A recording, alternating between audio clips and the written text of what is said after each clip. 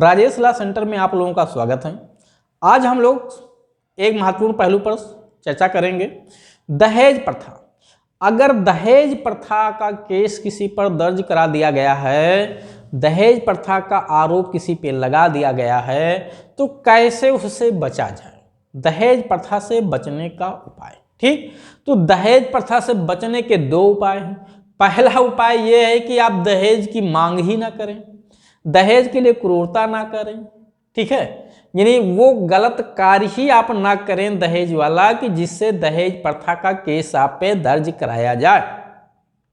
अगर आपने दहेज की मांग की है, दहेज के लिए क्रूरता की है, भरपेट दहेज लिया है, भरपेट दहेज दिया है, तो आप पे तो मुकदमा बन ही रहा है, आप पे तो मुकदमा चलना चाहिए।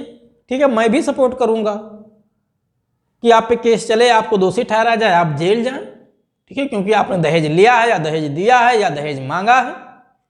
लेकिन अगर गलत तरीके से आपको फंसाया गया, आप पे दहेज प्रथा लगाया गया, तो उससे कैसे बचे, हम लोग इस पे चर्चा करेंगे। क्योंकि बहुत सारे निर्दोष लोगों को, ठीक है, दहेज प्रथा के आरोप में फंसा दिया जाता है। मांगता कोई और है, लगाया केस किसी और पे जाता है, या उसके साथ साथ घर के लोगों को भी फर्जी फंसा दिया जाता है। यहाँ तक कि कभी कुछ लोग ऐसे होते हैं जो घर से बाहर रह रहे हैं, दूर रह रहे हैं, कहीं अपना कमा खा रहे हैं, ठीक है, उन पे भी FIR लॉन्च हो जाती है, जबकि वो उसमें इन्वॉल्व ही नहीं है। तो कैसे बचा जाए, उसी पे हम लोग चर्चा करेंगे। दहेज प्रथा का केस लगता है DP एक्ट की धारा 3, ठीक है, दहेज प्रतिशत अधिनियम 1961 की धारा 3, दहेज लेना और देना, तो दहेज मांगने के लिए धारा 4, इन दो धाराओं में मुकदमा चलता है। धारा 3 और 4, इन 3/4 भी लग जाता है, इसी को कहते हैं। अब अगर आप पे ये धाराएं लगी हैं, फर्जी धाराएं लगी हैं, 323 की धारा लगी है, 324 आप पे लगा हुआ है, ठीक है, 504 में मुकदमा दर्ज हुआ है, 506 में मुकदमा दर्ज हुआ है, 498A में आप पे मुकदमा दर्ज हुआ है, तो इन धारा बचे कैसे? बचने के लिए तरीका देखिए, जब FIR आप पे दर्ज हो, दो तरीके हैं बचने के। जब आप पे FIR दर्ज हो जाए, दो क्या, मैं 3 तरीका बता दूंगा। ठीक है, दहेज प्रथा का आरोप अगर आप पे लग गया है तो 3 फार्मूले हैं बचने के, अगर FIR दर्ज हो गई है तब। पहला फार्मूला ये है कि दहेज प्रथा का आरोप लगने पे जो FIR दर्ज हुई, आप उस FIR को क्वैश करवा दें। कहाँ से? हाई कोर्ट में जा करके आर्टिकल 482 में आप जा करके FIR को क्वैश करा सकते हैं। दूसरा आधार ये है, जब आप पे FIR दर्ज कर लिया गया है, ठीक है, सेक्शन 154, ठीक है, यहाँ नहीं दिखाई दे रहा होगा, 154(1) के तहत जब FIR दर्ज कर ली गई है, तो पहला तरीका फिर यही है कि आप धारा 482 के तहत हाई कोर्ट में जा करके FIR क्वैश करवा सकते हैं। निचली अदालत को FIR क्वैश करने की पावर नहीं है सिवाय हाई कोर्ट के।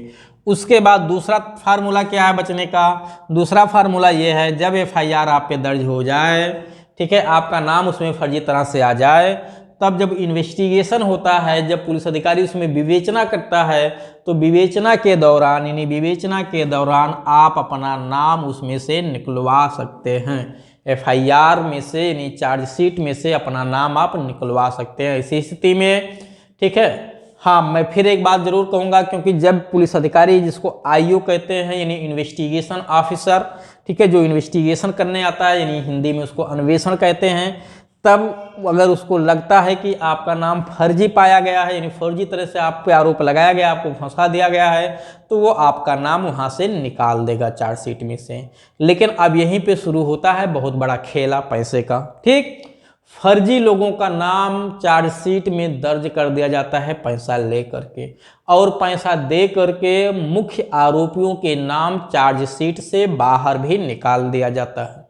अच्छे भी काम होते हैं, ऐसा नहीं है कि, अगर मेन काम तो ये है पुलिस अधिकारी को कि अगर जांच करने के पश्चात उसे लगता है कि कुछ लोगों का नाम फर्जी FIR में दर्ज करा दिया गया, दहेज प्रथा का आरोप उन पे लगा करके, तो जांच में, अन्वेषण में, विवेचना के दौरान जब उसको लगता है ये फर्जी नाम दर्ज कराए गए, तो उसका नाम वो निकाल दे।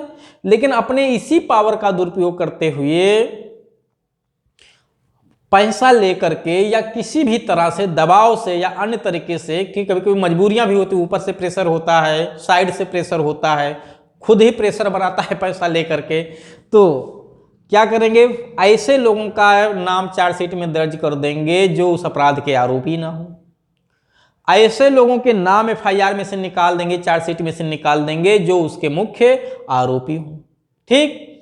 दूसरा, जो अपराध नहीं किया है उसका नाम अगर गलत तरीके से एफआईआर में दर्ज हो गया तो उसका भी नाम निकालने के लिए पैसे लिए जाते हैं। यानी सही काम करने के लिए भी पैसा का लिया जाना, गलत काम करने के लिए भी पैसा लिया जाना। लेकिन मैं सभी को नहीं कह सकता, बहुत सारे आईओ बहुत ईमानदार लोग हैं, अच्छे लोग भी हैं, दुनिया में अच्छे लोगों की कमी नहीं है, लेकिन बुरे लोगों की संख्या बढ़ती जा रही है जो बड़े पैमाने पे पैसा लेकर के इस तरह से काम किए जाते हैं। दूसरा, अगर 482 में एफआईआर नहीं केस हुआ, चार्जशीट में ठीक है, जब 173 की रिपोर्ट पेश की जा रही थी तब उसमें जो है आपका नाम निकाला नहीं गया, ठीक है, या आपने पर्याप्त साक्ष्य की रिपोर्ट नहीं लगवा पाई 169 की, या तो आप अपना नाम नहीं निकलवा, या तो नाम निकलवा दीजिए, या तो आप उस मामले में आप पर्याप्त साक्ष्य की रिपोर्ट लग जाए जिसको फाइनल रिपोर्ट कहते हैं, ठीक है, तब भी आप बच सकते हैं, क्योंकि आप फाइनल रिपोर्ट लग जाएगी तो मामला बंद हो जाता है। तो या तो फाइनल रिपोर्ट आप लगवा दें। फाइनल रिपोर्ट कहाँ से लगेगी, ये भी थाने का भार साधक अधिकारी को ही पावर होती है फाइनल रिपोर्ट लगाने की। जब साक्ष्य उस मामले में नहीं पाए जाते हैं तो फाइनल रिपोर्ट लगा दिया जाएगा।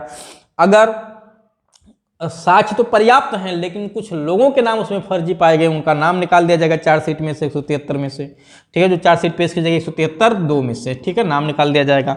तो या तो आप हाई कोर्ट से एफआईआर केस करवा दीजिए, या अपना नाम निकलवा दीजिए चार्जशीट में से, या एफआईआर की रिपोर्ट लगवा दीजिए थाने के भार साधक अधिकारी द्वारा 169।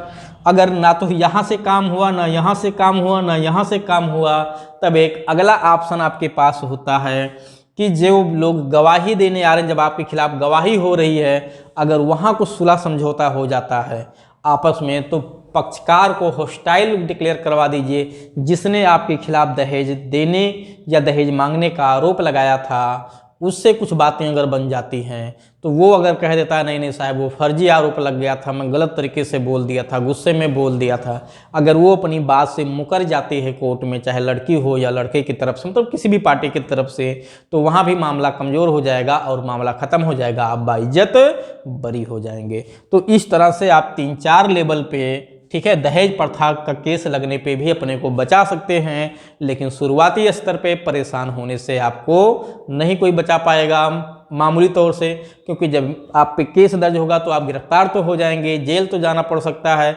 हाँ, बेल तो आपको मिल जाएगी, ऐसा नहीं कि बेल नहीं मिलेगा, लेकिन जो दोषी की बात है, कोर्ट में आप दोषी ठहराए जाएंगे या नहीं ठहराए जाएंगे, आप वहाँ दोषी ठहराए जाने से पहले इस तरह से अपने बचाव कर सकते हैं। और कोई विस्तृत जानकारी लेनी है आपको तो इस नंबर पे आप संपर्क करिए, आपको डिटेल में जानकारी दी जाएगी।